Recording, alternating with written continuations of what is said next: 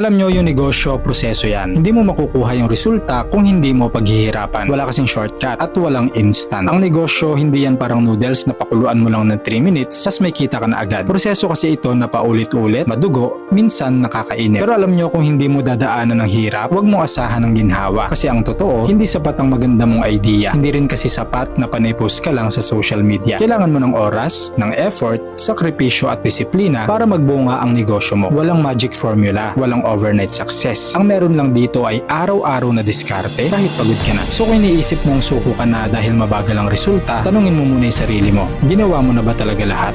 Alam nyo, yung negosyo, proseso yan. Hindi mo makukuha yung resulta kung hindi mo paghihirapan. Wala kasing shortcut at walang instant. Ang negosyo, hindi yan parang noodles na pakuluan mo lang ng 3 minutes tas may kita ka na agad. Proseso kasi ito na paulit-ulit, madugo, minsan nakakainip. Pero alam nyo, kung hindi mo dadaanan ng hirap, huwag mo asahan ng ginhawa. Kasi ang totoo, hindi sapat ang maganda mong idea. Hindi rin kasi sapat na panay-post ka lang sa social media. Kailangan mo ng oras, ng effort, sakripisyo at disiplina para magbunga ang negosyo mo. Walang magic formula, walang overnight success. Ang meron lang dito ay araw-araw na diskarte kahit pagod ka na. So kung iniisip mong suko ka na dahil mabagal ang resulta, tanungin mo muna yung sarili mo. Ginawa mo na ba talaga lahat?